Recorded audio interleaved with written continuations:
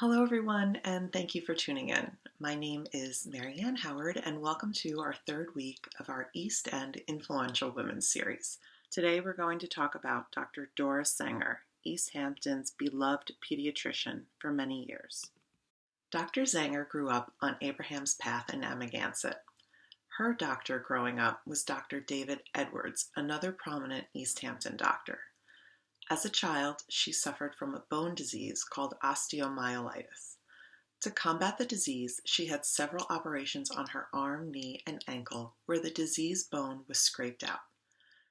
Since antibiotics hadn't been developed yet, doctors across the country were constantly testing out new treatments for diseases. In Baltimore, doctors were doing innovative work inspired by fieldwork on the battlefields that used maggots. These maggots, or fly larvae, were raised in germ-free environments and, during surgery, were placed in open incisions to prey upon diseased bone tissue and to promote healing. Zenger underwent this fly larvae treatment. Over the next 20 years, she experienced flare-ups of osteomyelitis until penicillin was developed, which helped her fight the disease. She was inspired to become a doctor by the doctors who helped her recover from her disease and by her interest in what made people sick and what made them feel better. Dr. Zenger graduated from East Hampton High School in 1937, spent 2.5 years working in a lab doing research at the Rockefeller Institute for Medical Research, then graduated from the University of Kentucky in 1943.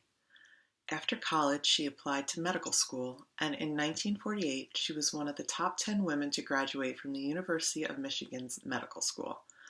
She often said she was accepted into medical school only because of the war going on and the need for more doctors, not because of her own talent for practicing medicine. That statement could not have been more further from the truth.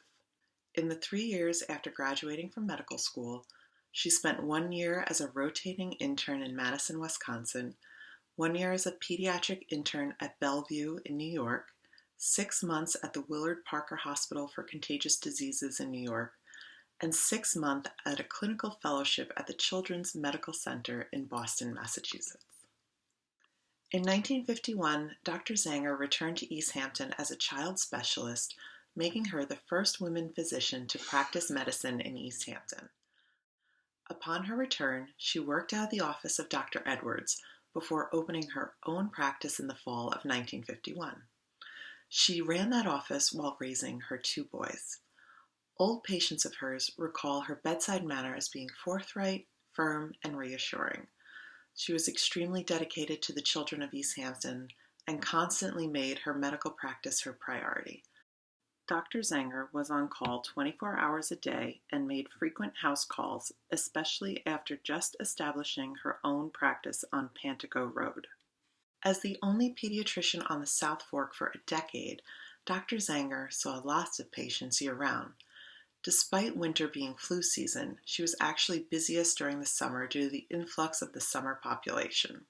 She did not have a nurse or a secretary, but still never canceled appointments, always making sure everyone who needed to be seen was seen as soon as possible. Her housekeeper, Nellie Hildreth, helped with Zenger's practice by answering the phone and booking appointments. Upon her passing in 1981, the East Hampton Star wrote, "Zenger saw more than a generation of local children and their sometimes anxious parents through the usual fevers, respiratory ailments, measles, rashes, and summer ear infections, along with more serious ailments during her 28-year practice here." So thank you again for tuning in. Join me next week as I continue our East End Influential Women series.